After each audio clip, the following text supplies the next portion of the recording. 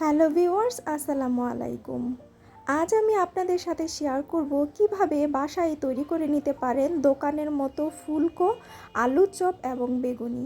সামনে যেহেতু রমজান মাস, আমাদের প্রতিদিনই কিন্তু আলুর চপ এবং বেগুনি করতে হবে।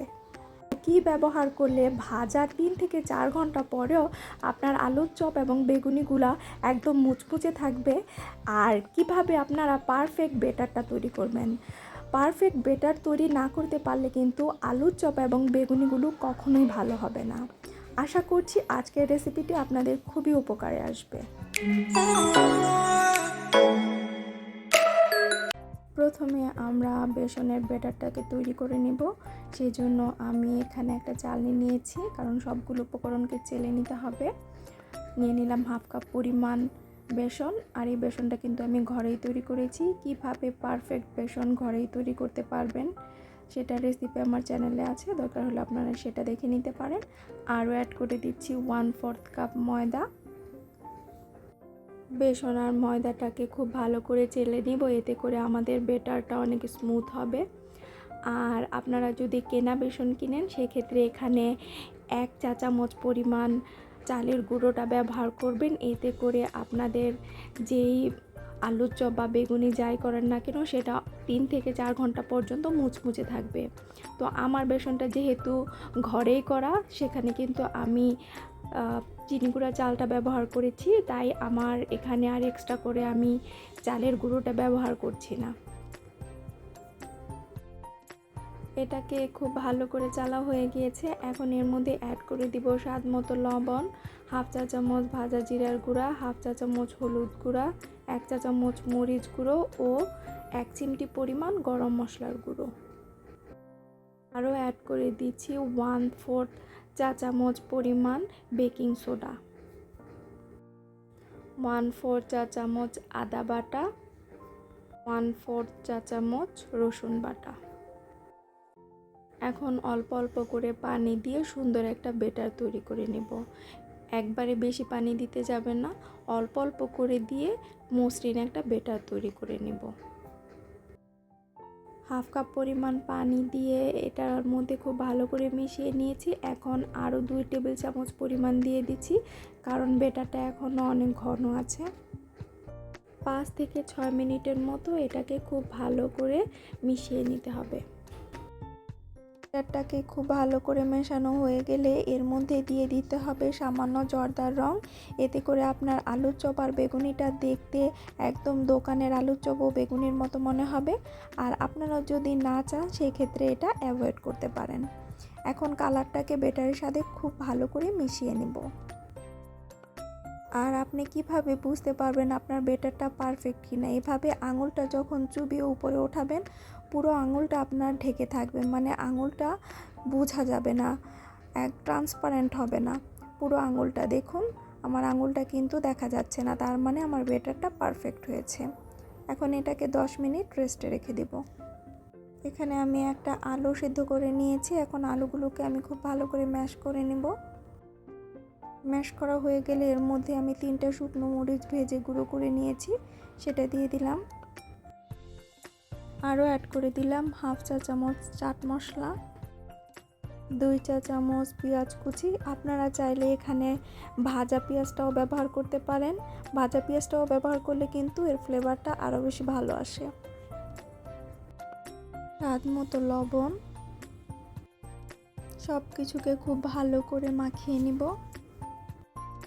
লাস্ট পর্যায়ে এসে অ্যাড করতে হবে হাফ চা চামচ সরিষার তেল।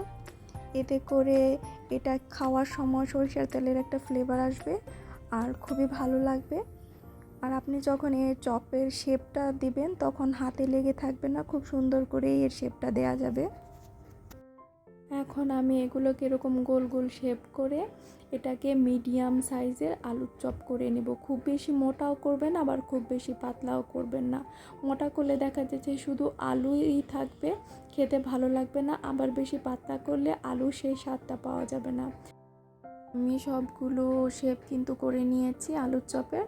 আমি এখানে একটা বড় সাইজের আলু নিয়েছিলাম। এখানে আমার টোটাল 8টা আলুর চপ হবে। এখন বেগুনের জন্য আমি বেগুনটাকে কেটে নেব। তো বেগুনটাকেও কিন্তু খুব বেশি মোটা করেও কাটা যাবে না, আবার খুব বেশি পাতলা করেও কাটা যাবে না। প্রথমের ওইটা যে পাতলা আবরণটা ওটাকে ফেলে দিতে হবে, এরপরে মিডিয়াম শেপের করে এটাকে কেটে নিতে হবে। দেখুন আমি খুব বেশি পাতলাও করছি না, আবার খুব বেশি মোটাও করছি না। খুব পাতলা করলে বেগুনির স্বাদ পাবে না, আবার খুব বেশি মোটা করলে বেগুনটা ভেতরে কাঁচাই থেকে যাবে। অবশ্যই মনে রাখবেন বেগুনটা কাটার আগে ধুয়ে নেবেন, কাটার পরে কখনোই বেগুনটা ধুতে যাবে না, এতে কিন্তু বেটারটা বেগুনের সাথে লাগবে না। এখন বেগুনিটাকে মাখিয়ে নিব, দিয়ে দিলাম স্বাদ মতো সামান্য লবণ ও 1 চা চামচ পরিমাণ মরিচের গুঁড়ো। সব কিছুকে বেগুনির সাথে খুব ভালো করে মাখিয়ে নিব। চুলায় একটা পাত্রে আমি তেল গরম করতে দিয়েছি, আমি চেক করে দেখব তেলটা হয়েছে কিনা। দেখুন বেটারটা দেওয়ার সাথে সাথে কিন্তু এটা উপরে উঠে এসেছে, তার মানে আমার তেলটা পারফেক্টভাবে গরম হয়েছে। এখন বেটারের মধ্যে বেগুনিটা দিয়ে এভাবে উল্টে পাল্টে তারপর তেলের মধ্যে ছেড়ে দিতে হবে।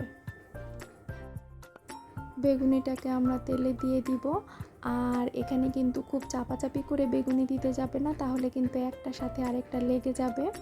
আর চুলার জাল কিন্তু মিডিয়াম টু হাই হিটে রেখে প্রথমে সবগুলো বেগুনি দিয়ে দিবেন, এরপরে দেয়া হয়ে গেলে চুলার জাল মিডিয়াম হিটে করে দিবেন। বেগুনিগুলোর এক পাশ কিন্তু হয়ে গিয়েছে, এখন আমি কাঁটা চামচ দিয়ে এগুলোকে উল্টে দিব। আর আপনি যদি একটু ক্রিস্পি খেতে চান সেক্ষেত্রে বেগুনিগুলোকে একটু কড়া করে ভেজে নেবেন, আর যদি মনে হয় যে না একটু নরম খাবেন সেক্ষেত্রে এগুলাকে হালকা ব্রাউন করে ভেজে নেবেন। তো আমি একটু ক্রিস্পি খেতে চাই, সেই জন্য এগুলোকে একটু কড়া করে ভেজে নিয়েছি। এখন সবগুলো বেগুনিকে আমি তুলে নিব। বেগুনিগুলোর তেলটা এভাবে ছাঁকনি দিয়ে ছেঁকে নিতে হবে, এতে করে অতিরিক্ত তেলগুলো ঝরে যাবে। এই ব্যাচে আমি আপনাদেরকে আলুর চপটা ভেজে দেখাবো, সেই জন্য আমি বেটারের মধ্যে দিয়ে দিলাম আলুর চপের সেই শেপটা, সেটাকে দিয়ে এখন আমরা কাঁটা চামচ দিয়ে দিব। কাঁটা চামচ দিয়ে সুবিধা হচ্ছে হাতের মধ্যে লেগে থাকে না, বারবার হাত ধুতে হয় না। তো দেখুন দেওয়ার সাথে সাথে কি সুন্দর করে ফুলে উঠছে। তো এইভাবে করে আমি সবগুলো আলুর চপের যে শেপটা আছে সেগুলো বেসনের মধ্যে দিয়ে কাঁটা চামচ দিয়ে এভাবে দিয়ে দিব। আপনারা চাইলে এটা হাতেও করতে পারেন। সবগুলো দেয়া হয়ে গিয়েছে, এখন আমি চুলার জাল মিডিয়াম হিটে করে দিয়েছি। দেয়া হয়ে যাওয়ার পর চুলার জাল মিডিয়াম হিটে করে দিবেন, আর যখন দিবেন তখন কিন্তু চুলার জাল হাই হিটে থাকবে, মিডিয়াম হাই হিটে, তাহলে আপনার চপগুলো খুব ফুলকো হবে। আর এগুলো যেগুলো কালার চলে এসেছে সেগুলোকে আমি তুলে নিচ্ছি।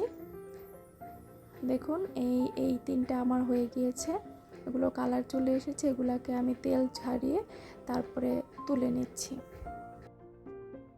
বাকি আলুর চপগুলোও কিন্তু হয়ে গিয়েছে, এখন আমি সেগুলোকেও তেল ঝরিয়ে তুলে নিচ্ছি। দেখুন বেগুনটা কি সুন্দর সেদ্ধ হয়েছে এবং এটা খুবই ক্রিস্পি। 3 থেকে 4 ঘন্টা পর্যন্ত কিন্তু এটা ক্রিস্পি থাকবে। আমি যেহেতু বাসার বেসন দিয়ে করেছি, আর আপনারা যদি বাইরের বেসন দিয়ে করেন তাহলে কিন্তু অবশ্যই 1 চা চামচ চালের গুঁড়োটা ব্যবহার করবেন। আমার টিপসগুলো অনুসরণ করে এই রমজানে আপনারাও দোকানের মতো ফুলকো আলুর চপ এবং বেগুনি করে নিতে পারেন। ভিডিওটি ভালো লাগলে চ্যানেলটিকে সাবস্ক্রাইব করে পাশেই থাকবেন, একটি লাইক দিবেন, কমেন্ট করে জানাবেন, আপনার ফ্রেন্ড এবং ফ্যামিলির সাথে শেয়ার করবেন। আজ এই পর্যন্তই, পরবর্তীতে আবার নতুন কোনো রেসিপি নিয়ে হাজির হব। সে পর্যন্ত ভালো থাকুন, সুস্থ থাকুন, আল্লাহ হাফেজ।